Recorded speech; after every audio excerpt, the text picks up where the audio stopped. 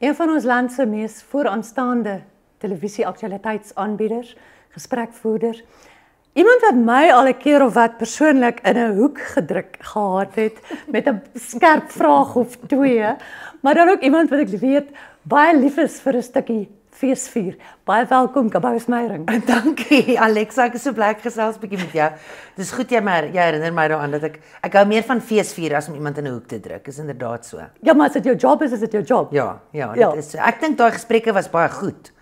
Is dit dat ek nie my naam weggegooi het? Nee, glad nie. En kyk waar trek ons nou met die kunstefeeste. Ja. Dit voel vir my na 'n redelike gesonde jaar of gesonder as die afgelope paar jaar. Ja, ons is besig om te normaliseer waar daai ou klise woord.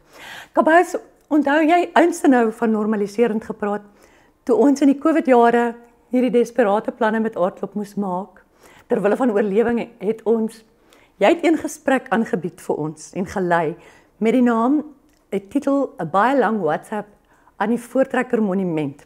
En dit is waar my respek vir jou die hoogte ingeskiet het. Dankie. Want dit is 'n ongelooflike kontroversiële tema gewees. Mense het sulke uiteenlopende menings gehad daaroor, van links na regs na dit. En wat is die talent? Waar lê dit? Is dit in jou navorsing, 'n aanbieder of 'n gesprekleier, of is dit die vermoë om op jou voete te dink?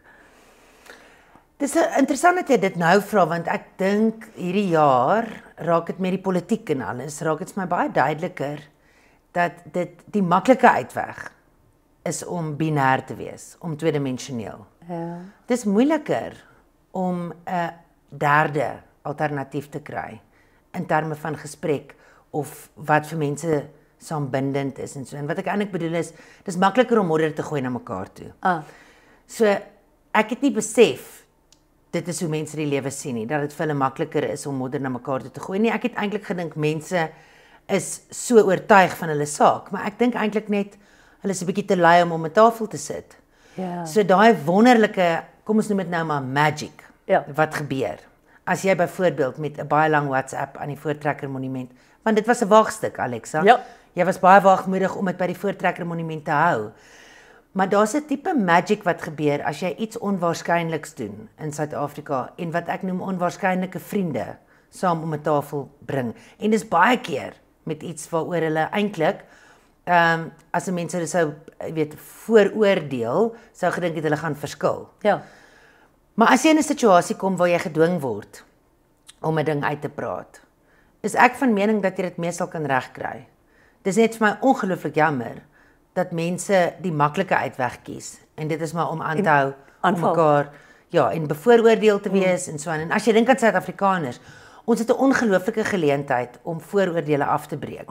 Want ons hou daarvan om deur mekaar verras te word. Ja. Kyk maar net na ons humorsin, hè. Ja.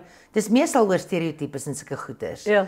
So dis my so half hierdie Amerikaanse manier van operate om modder te gooi na mekaar. Ja. Ek dink dis 'n mors van tyd. Dit pas nie by ons kultuur nie. Nee, ag nee, dit doen niks. Dis geen opbouend nie en dis nie konstruktief nie. Jy het 'n baie vol Aardklop program. Is dit? Ja, ek gaan jou gou herinner. Uiteraard is jy daar met prontheid. Ja.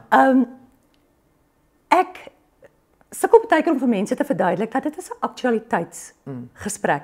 So jy kan nie nou al vir my sê waaroor jy gaan praat nie, want dan is dit nie meer aktueel nie in die eerste plek. So mense moet tog net begrip hê daarvoor dat hulle maar moet dophou.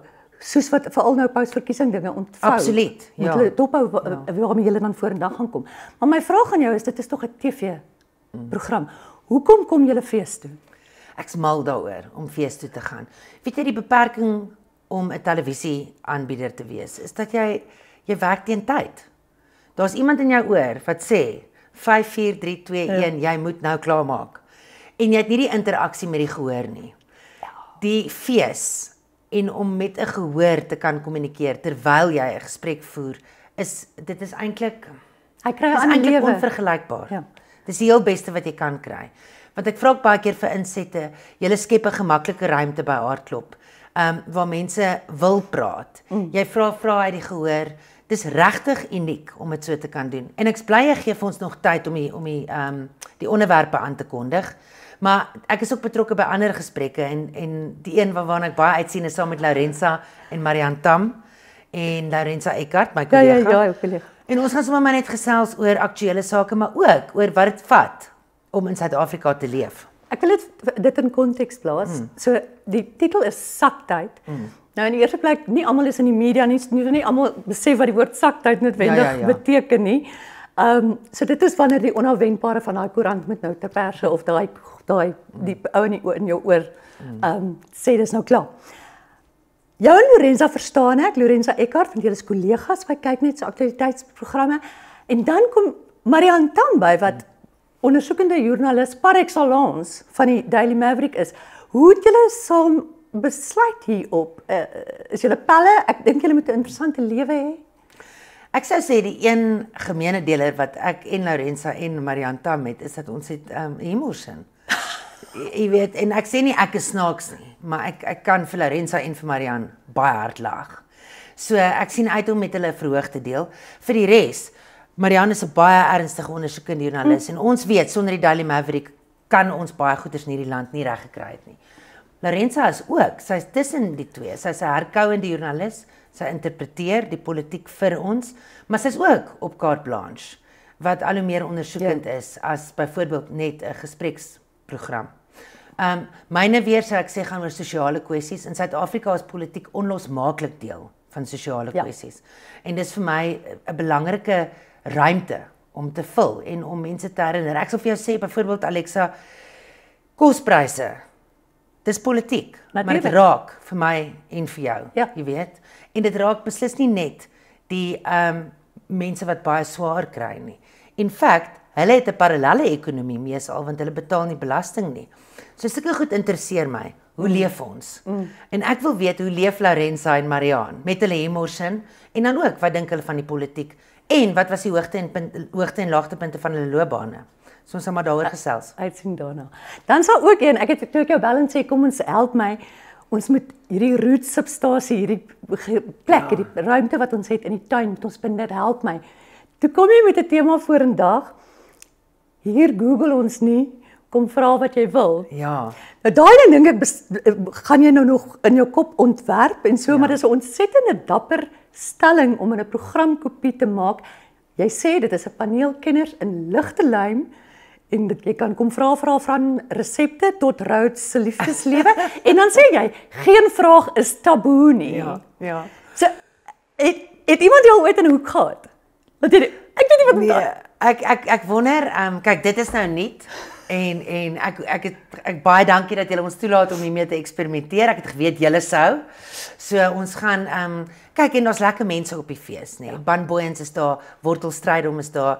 Wortel is baie opgewonde. Hy gaan definitief deelneem en met sy kennis oor, jy weet, sakemanne en so aan en ook sy humorsin dink ek hy's 'n lekker ou op die paneel. Ban Booyens weet absoluut alles. So ek hoop hy stem nog in. Dan is daar wonderlike ander mense wat ons gaan byklap. So ek is heeltemal seker van my saak. En as ek moenie vir my vra oor 'n mampoe resep nie, maar as ek nie weet nie, gaan ek wragtig vir jou in kan uitdink. Dit beloof ek jou en ek sê dit nou. So jy kan my in 'n hoek trek daarna as ek dit nie kon regkry nie. Onthou, kyk nou. Kabous ons moet afsluit. Ek wil vir jou vra as aanbieder of gespreksleier. Wat is jou einde? Daai ou wat vir jou met 'n vraag van jou kant af antwoord met ja of nee, of daai ou wat vir jou met een vraag dan Anna Karenina antwoord en sonder stoppunte tussenin. Jy sou altyd ewe erg. Ek moet vir jou sê, ek het een keer 'n onderhoud met Jean Goosen gesien, toe sy nie lus was vir die onderhoud nie. Gelukkig was ek nie die onderhoudvoerder nie, maar daai stille ja en dan stilte. Dis klaar. Dis verskriklik erg.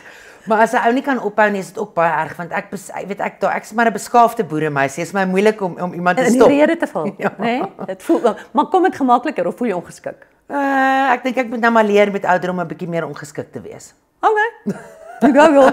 En hierdie is nou bloot nuuskierigheid van my kant af, want ek hou nou op jou loopbaan dop. Wat dalk nog vorentoe vir Kabousmeiring? Jy sê ek wil graag aanhou met geselsprogramme. Het sy op televisie of op feeste. Dis my absoluut wonderlik om paneelgesprekke te lei. Baie dinge interesseer my, regtig. Een van die goeders waarna ek baie uitsien wat ek dink almal, dit's nou nog nie op jou program nie, maar Beyers Naudé se biografie kom binnekort uit. Jy weet, en ek sal graag 'n platform wou gehad het om daaroor 'n gesprek te voer. Maar gelukkig in die wêreld van tegnologie en die kunste, die platforms gaan aanhou. Ja. So dit. En dan Alexa, soos jy ook jouself besig hou met die kreatiewe agter die skerms wêreld, is dit vir my ook baie lekker om regie te doen en ek hoop ek kan aanhou om dit te doen.